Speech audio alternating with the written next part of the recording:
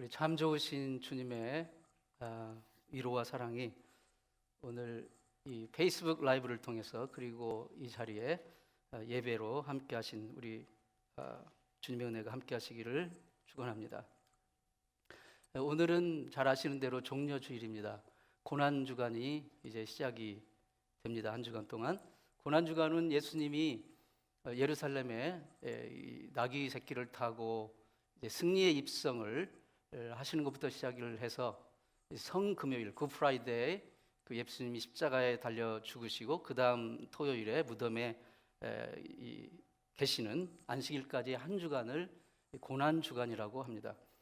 예수님의 전 생애가 다 그랬지만 특히 이 고난주간 이 기간은 예수님이 하나님과 그 동등됨을 그 다 내려놓으시고 가장 낮아지셨던 그런 시간이었습니다. 그래서 예수님의 대속의 은혜로 구원을 받은 우리 그리스도인들은 특히 이 기간만큼은 정말 주님의 대속의 고난의 의미를 깊이 묵상하며 그 주님의 고난에 마음으로 동참하는 그런 시간이 되어야 될 줄로 믿습니다. 이 고난주간에 특히 묵상해야 될 것이 있다면 그것은 바로 그리스도의 십자가가 아닌가 싶습니다.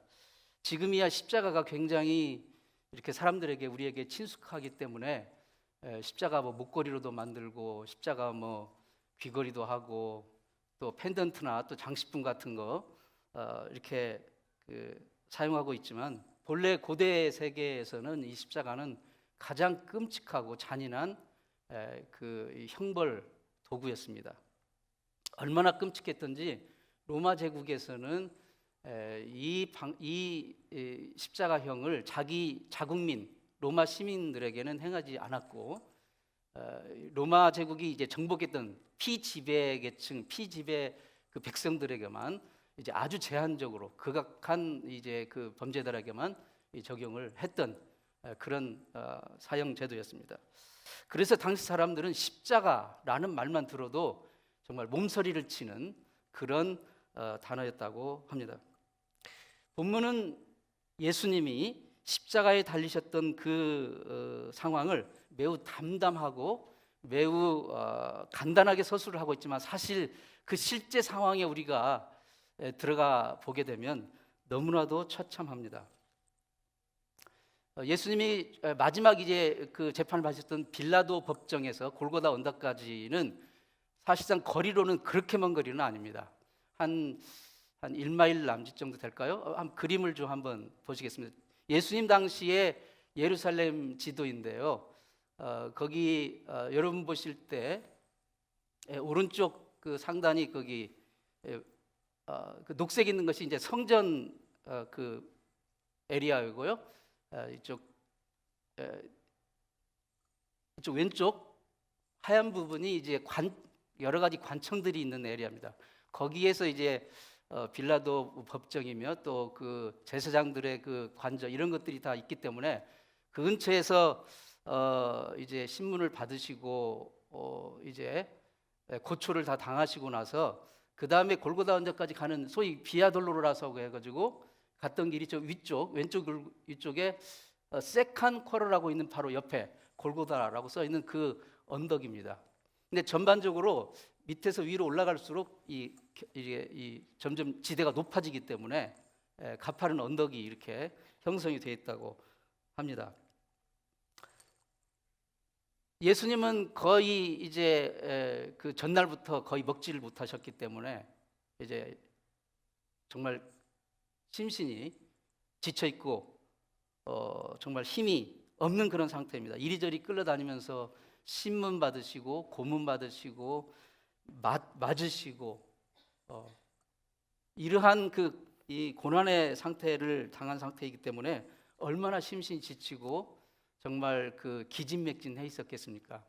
그런 연약한 상태에 계신 예수님이 십자가를 지시는데 그 십자가가 무려 250kg 정도 됩니다. 그러니까 551파운드 정도 돼요. 그러니까 엄청난 무게죠. 여러분 혹시 551파운드 한번 짊어져 보셨습니까? 엄청난 무게의 십자가를 지고 계속해서 이제 올라가는 가파른 언덕길을 올라가는 그런 길이기 때문에 무려 쓰러지기를 7번이나 쓰러졌다 일어서고 쓰러졌다 일어서고 7번이나 반복을 하셨다는 겁니다. 그런데 로마 병정은 계속해서 예수님의 이제 그 등짝을 채찍으로 때리는 거예요.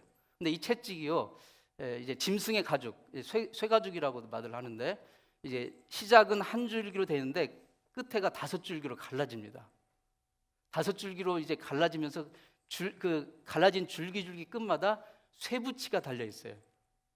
그걸로 내려치면은 그 쇠붙이가 이게 살점을 파고 들어가가지고 칠 때마다 5점의 살점이 이렇게 뜯어져 나오는 거예요.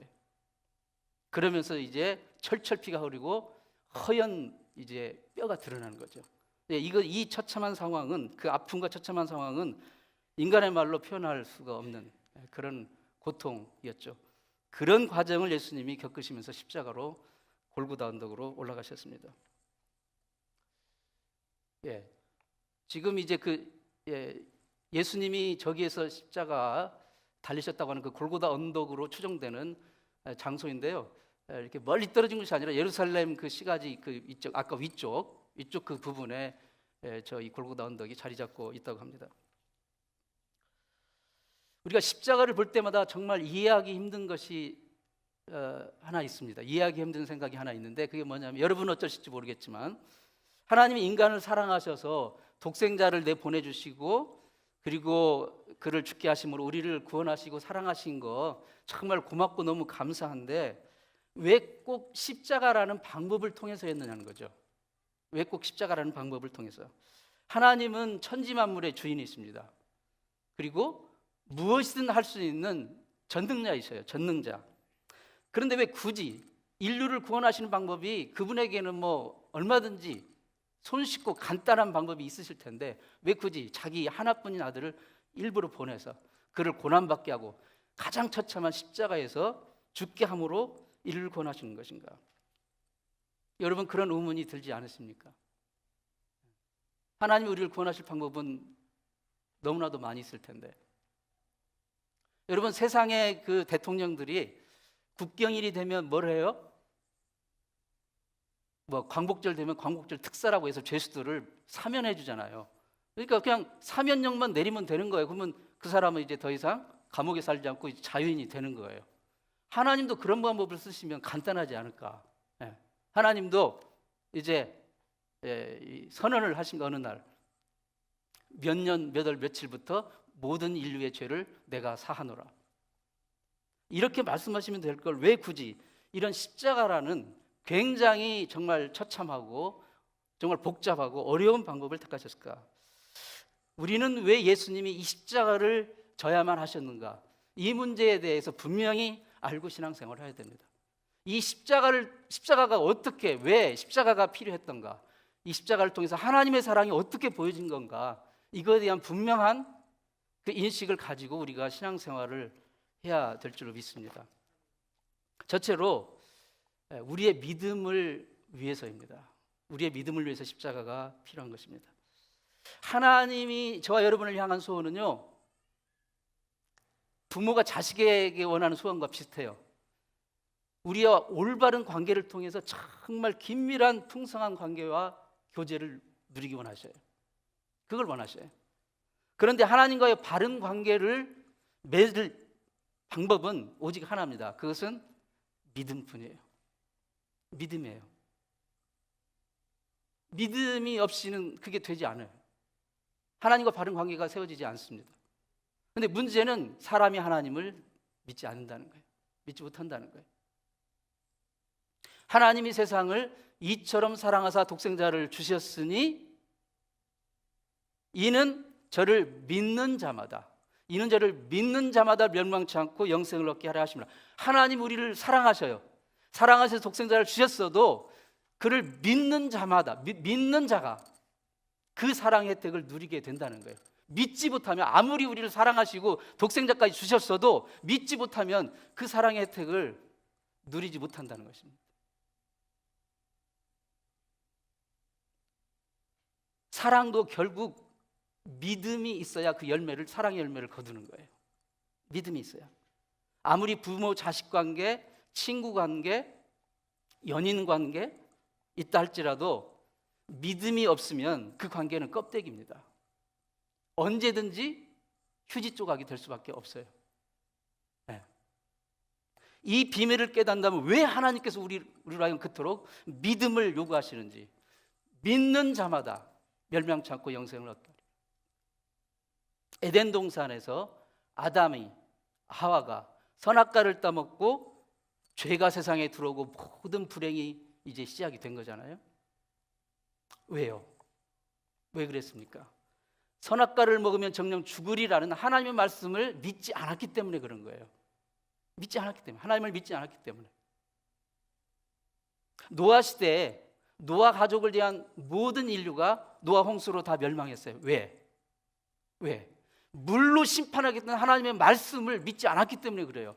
그들은 하나님의 말씀을 믿지 않았을 뿐만 아니라 코도 숨치면서 놀리고 조롱하고 노아 식구들을. 그러나 노아 식구들은 믿었기 때문에 산 거예요. 믿었기 때문에. 믿음이 아니고서는 하나님의 사랑의 그 혜택을, 은혜를 누릴 방법이 없는 거예요. 출애굽 공동체, 애굽에서 나온 이스라엘 공동체 광야에서 불뱀에 물려 수많은 백성들이 죽어갔어요. 왜? 장대에다가 놋뱀을 달고 그걸 바라보면 산다는 말씀을 믿지 않았어요. 끝까지 고집피고 안 봤어요. 믿지 않았어요. 그래서 죽었어요.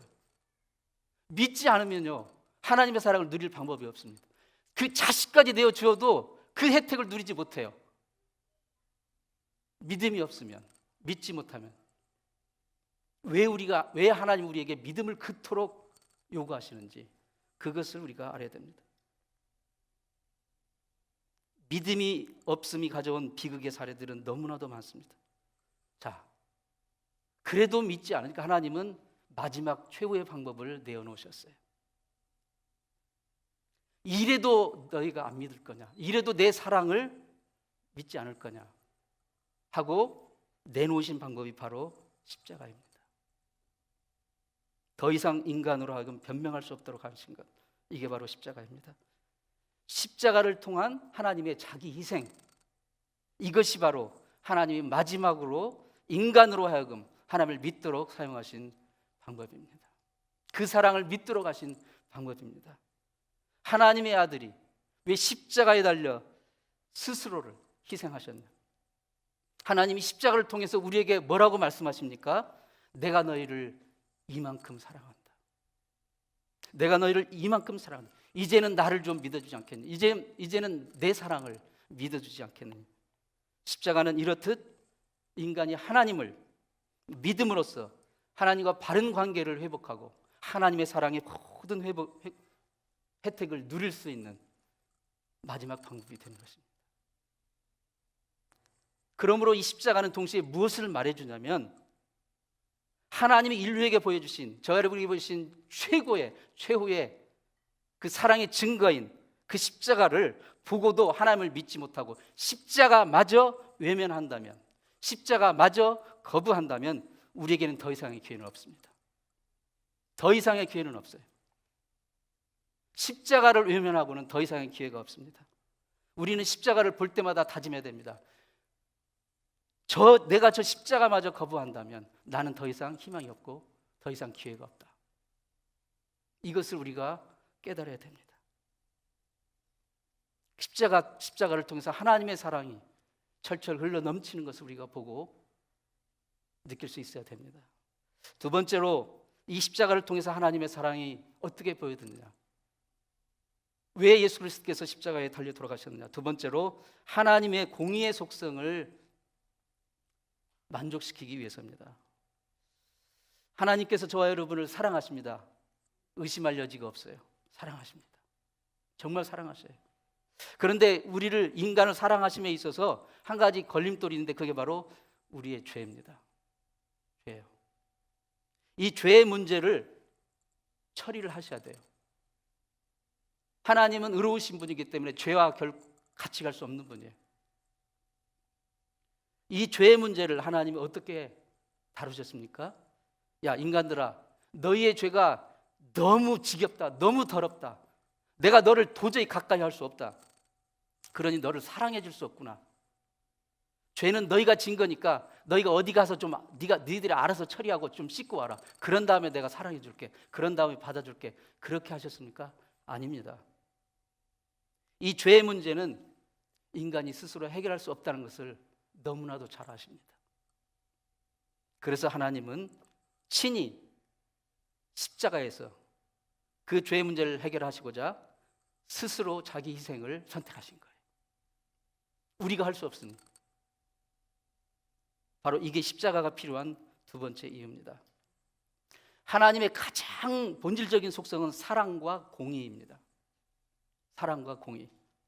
하나님은 저 여러분을 너무나도 사랑하시지만 인간 속에 있는 죄는 반드시 형벌하셔야 돼요. 그래서 지옥이 있는 거예요. 반드시. 그게 하나님의 공의입니다. 하나님이 죄를 눈 감으시면 그건 하나님의 공의가 아닙니다. 이 죄를 심판하자니 하나님이 사랑하는 인간이 죽겠고, 이 죄를 덮어두고 인간을 살리자니 하나님의 공의가 손상을 입는 거예요. 여기에 하나님의 고민이 있는 겁니다. 바로 그 지점에서 하나님은 자기 희생을 통해 인간이 치러야 할 죄값을 십자가에서 자기 스스로, 즉 하나님의 아들이 직접 치르시고 사랑하는 인간을 건지신 거예요. 그래서 십자가에서 예수님이 마지막으로 하신 말씀이 뭐였습니까? 다 이루었다. 무슨 뜻입니까? 하나님의 사랑과 공의를 다 동시에 십자가에서 이루었다는 뜻이에요.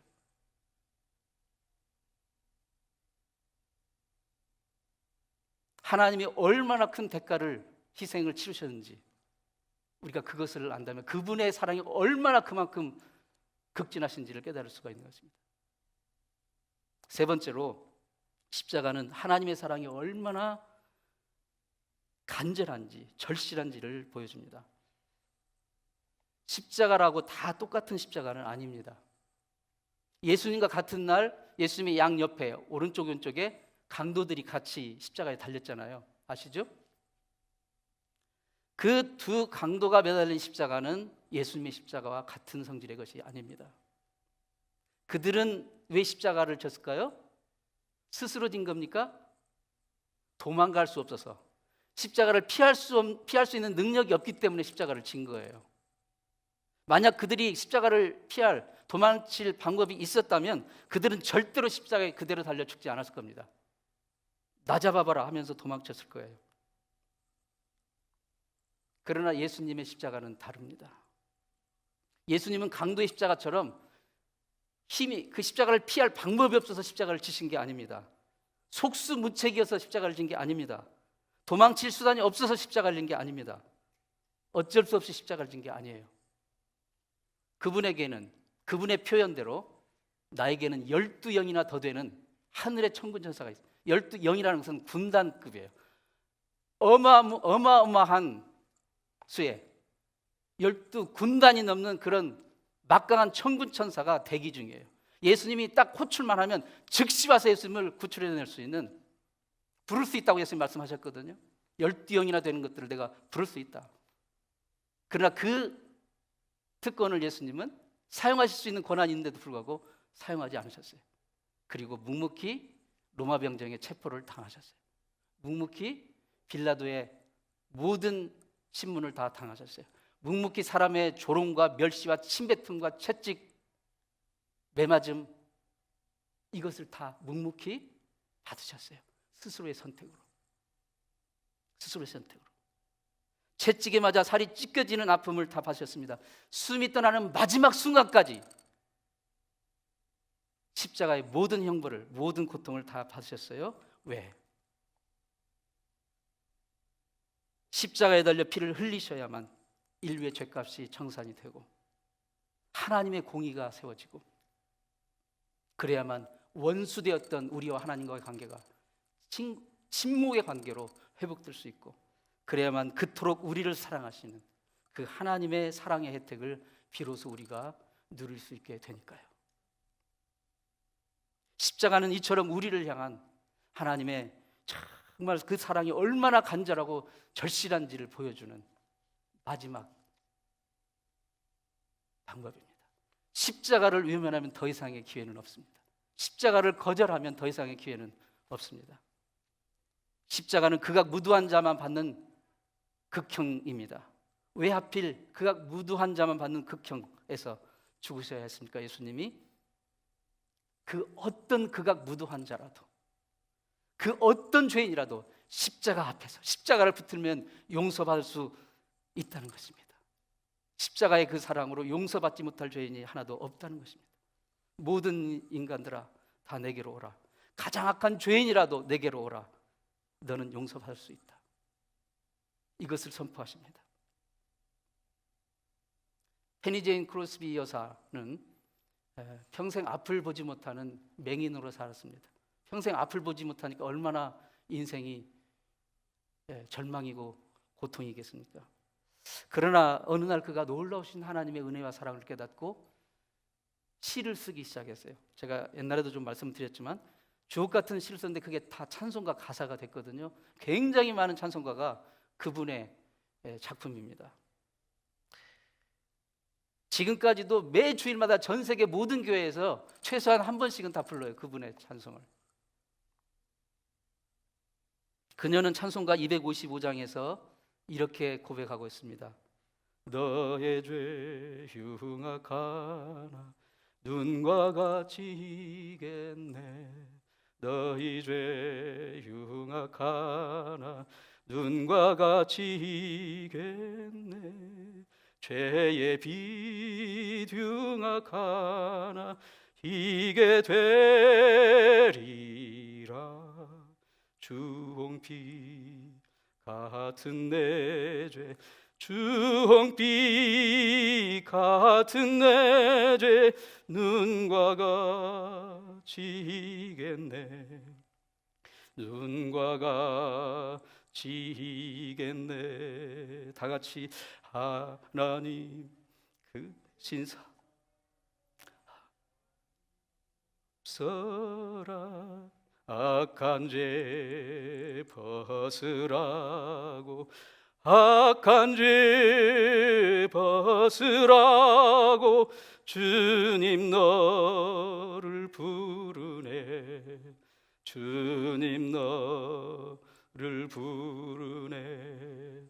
성도 여러분, 죄인을 부를 수 있는 분은 예수님 뿐입니다. 누가 감히 죄인을 부를 수 있어요? 책임질 수 없는데. 내 자신의 죄도 내가 해결할 수 없는데 누가 감히 죄인을 부릅니까? 예수님밖에 없습니다. 그분이 이 시간 부르셔요. 죄인을 살리려고 부를 수 있는 분은 예수님밖에 없습니다. 그분만이, 오직 그분만이 저 여러분의 죄를 위해서 십자가에 달려 돌아가셨기 때문입니다. 그 예수님이 우리를 부르십니다. 그 예수님이 우리를 부르십니다. 그 부름에 응답한 자만이 영원한 삶을 살 수가 있습니다. 영국의 스펄전 목사님이, 위대한 영국의 정말 부흥사요, 하나님의 종이었어요. 그분이 미국으로도 집회를 많이 오셨어요. 어느 날 미국 집회를 이제 초청받아 오셨는데, 이제 운전사가 자기를 태우고 집회 장소로 가고 있는데 자기 고개가 자꾸 남쪽으로 기울더래요. 내가 왜 자꾸 고개가 남쪽으로 기울까? 생각을 해보니까 자기 막내딸이 미국으로 시집을 갔는데 남쪽에 살고 있어요.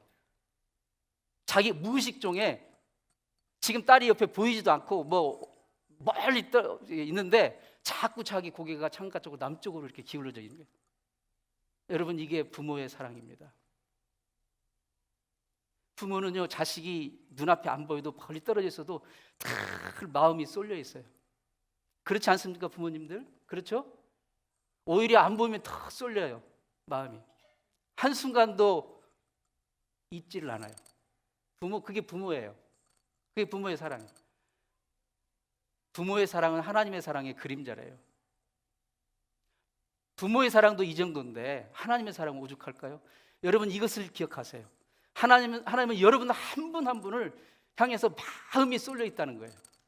여러분 한 분 한 분을 한순간도 잊지 않으시고 여러분을 향해 있어요. 여러분에게 마음이 쏠려 있어요. 그분이 나에게 마음을 쏠려, 이게 얼마나 감격입니까? 이 하나님의 사랑을 그분이 부르십니다. 주님이 내 죄값 대신 치르시고 십자가에서 돌아가심으로 보여주시는 하나님의 그 지극하신 그 사랑을 이 고난 주간에, 다른 때도 물론 그래야 되지만 특별히 이 주간에는 더욱더 그래야 됩니다. 십자가에서 우리를 부르신 간절한 주님의 그 사랑의 음성에 응답해야 됩니다. 혹시 이 자리에 단 한 분이라도 아직 그 주님의 사랑의 음성에 응답하지 못한 분, 아직 주님을 내 구주로 영접하지 못한 분이 계시다면 이 시간 그 음성에 응답하시기 바랍니다. 주님만이 내 죄를 사실 수 있습니다. 주님이 내 죄를 위해서 십자가에 돌아가셨습니다. 주님의 부르심에 내가 이 시간 응답합니다. 주님, 내 손 붙잡아 주시옵소서. 이게 어려울 수 있지만 너무나도 쉽습니다. 이 시간 혹시 그런 분이 계시나, 아직 예수가 나의 구세주가 되시 못하셨다면 이 시간 주님을 붙잡으시기 바랍니다. 주님은 여러분의 신음소리를 듣습니다. 여러분 한 분 한 분을 향해서 마음이 쏠려 있어요. 이것을 기억하시기 바랍니다. 이 시간 우리 다 같이 주님이여 이 손을 꼭 잡고 가소서, 우리 같이 부르시고 말씀을 마치도록 하겠습니다.